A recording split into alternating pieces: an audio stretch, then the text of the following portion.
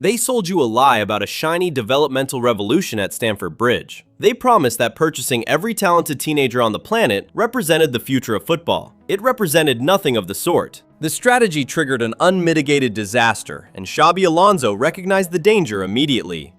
On May 17, 2026, Chelsea officially announced Alonso as their new manager on a 4-year contract, with his tenure officially starting July 1st.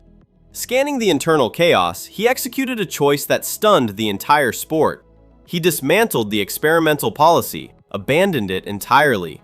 Why did a manager famous for modern strategic concepts suddenly demand a group of experienced veterans before his first month even concluded? What forced Xabi Alonso to shred Chelsea's transfer philosophy in less than 30 days? The answer exposes a terrifying reality. This isn't some mild on-pitch preference, it's basic survival. Chelsea had descended into an anarchy of unpunished mistakes, wild tackles, and broken leads. He knew that continuing down this road would drag the historic club further into mediocrity. Cast your mind back to May 24, 2026. Chelsea fell 2-1 against Sunderland on the final day of the season, a miserable defeat that locked them into a mid-table finish, specifically anchoring them in 10th place. 10th place for a squad that cost over £1 billion. How does a roster packed with that much raw talent collapse so spectacularly? Discipline, or rather, a total lack of it. Across that painful 2025 and 2026 campaign, Chelsea players and staff received 11 red cards in all competitions. That constitutes a complete surrender of emotional control on the pitch.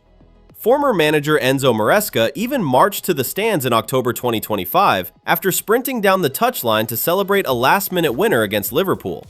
He joked that the sending off was worth it. It wasn't. That lack of composure leaked directly into the dressing room. In that final game against Sunderland, defender Wesley Fofana attempted a rugby tackle on Wilson Isidore and saw red.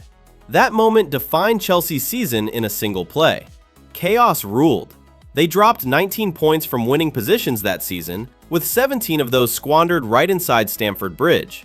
A group of kids leading kids into complete disaster. Alonso assumed control on July 1, 2026. He wished to offer the inexperienced squad a fair chance to prove themselves on tour. Yet, on July 28, 2026, reality struck him hard at Accor Stadium in Sydney. Chelsea played Western Sydney Wanderers in Alonso's debut preseason match. On paper, they secured a 6-4 victory. A triumph, right?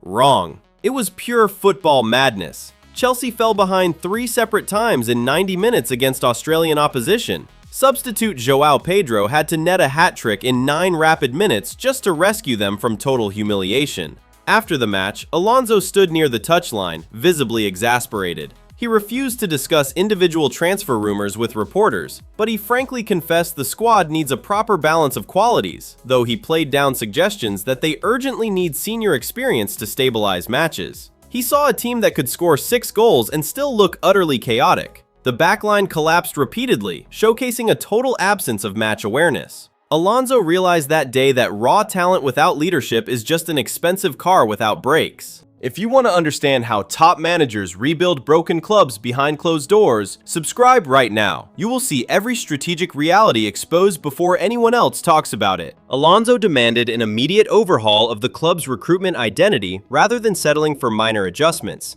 For years, ownership insisted on signing players strictly 25 years old and under. Alonso shattered that rule into pieces. On July 18, 2026, Chelsea agreed to sign Aston Villa midfielder Morgan Rogers on a 7-year deal for a record-breaking £117 million. £117 million for an established England international in his mid-20s who commands instant respect on the pitch. That was just the first wave. Chelsea then agreed to pay Crystal Palace £52 million to secure 26-year-old centre-back Maxence Lacroix. Why pay £169 million combined for players outside the teenage dynamic?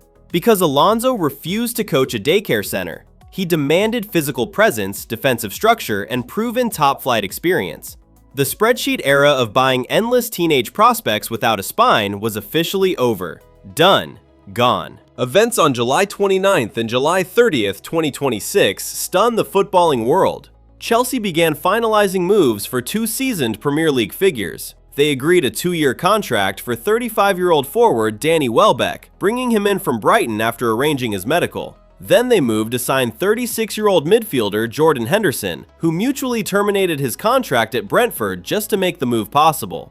35 and 36 years old. This isn't a project built on raw potential. This is an emergency intervention. People laughed when the news broke. They asked why Chelsea would target players near retirement, but consider what those two represent. Henderson won the Premier League and the Champions League as a captain. Welbeck has played over 300 Premier League matches and knows how to manage tight closing minutes. Their wealth of experience provides an immediate antidote to the dressing room's fragile confidence. Alonso doesn't need them to sprint 90 minutes every weekend. His strategy relies on their presence in the dressing room at halftime when panic sets in. He requires adults who know how to manage games. If this breakdown is opening your eyes to what is really happening at Chelsea, hit the like button. It tells the algorithm to push real analysis to fans who deserve the truth. Consider the immense pressure driving Alonso to act with such extreme urgency. He sought to secure his trusted field general immediately upon arrival, recognizing that his structural blueprint required an anchor.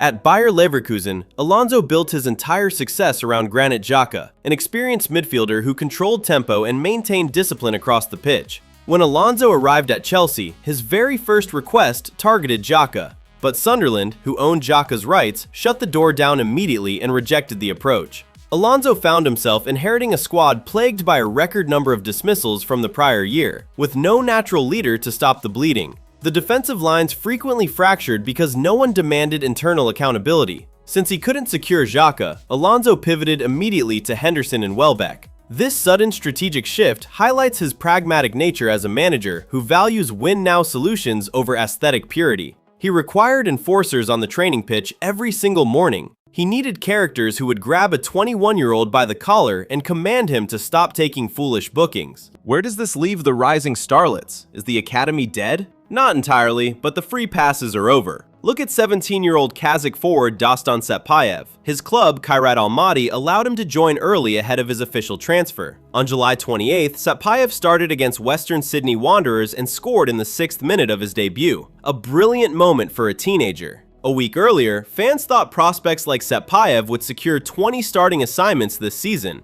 Now, they will have to fight for every single minute behind proven Premier League veterans. Alonso isn't throwing novices into the fire just to make ownership look smart. He's protecting them. Dropping a teenager into an undisciplined, high-pressure mess destroys their confidence. By bringing in Henderson and Welbeck, Alonso creates an environment where teenage talents like Satpayev can learn without having the weight of a billion-pound club crashing down on their shoulders. Alonso's strategy exposes the fundamental flaw in modern corporate football management.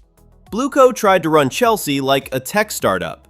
They believed accumulating raw assets on 8-year contracts would guarantee compounding success. They forgot that football is played by human beings under heavy psychological pressure. When you put 11 22-year-olds on the pitch together and fall behind by a goal, there's no emotional foundation to rely on. You get silly bookings and defensive capitulations. You throw away leads and lose your composure. The squad slides down the table because nobody knows how to steady the ship. Alonso saw this failure from a mile away. His success in Germany proved that strategic systems only work when senior leaders execute them under stress. That's why he demanded proper balance right after that chaotic 6-4 preseason win in Sydney. He forced ownership to swallow their pride and abandon their flawed, youth-focused recruitment policy in favor of proven veterans. Not on a spreadsheet, in reality. This sharp pivot away from a pure developmental model isn't a minor adjustment. It represents a total surrender by Chelsea's board to a manager who refuses to fail. Alonso saw a squad sliding into mediocrity, protected by long contracts and zero accountability. He chose to break the rules to save the club from itself, recruiting Morgan Rogers for a record fee while targeting veterans like Welbeck and Henderson is the ultimate reality check for Stamford Bridge.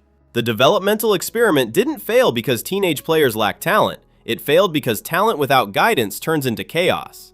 Last year's self-destructive campaign proved that beyond any shadow of a doubt. Alonso didn't abandon the project out of cruelty. He abandoned it because he came to London to win trophies, not to run a training camp. He understands what ownership refused to see. If you want teenage players to grow into champions, you have to show them how champions actually behave. If you value honest commentary that cuts through corporate spin, like this video and subscribe to the channel right now. There's so much more to uncover as this season unfolds, and you won't want to miss a single story.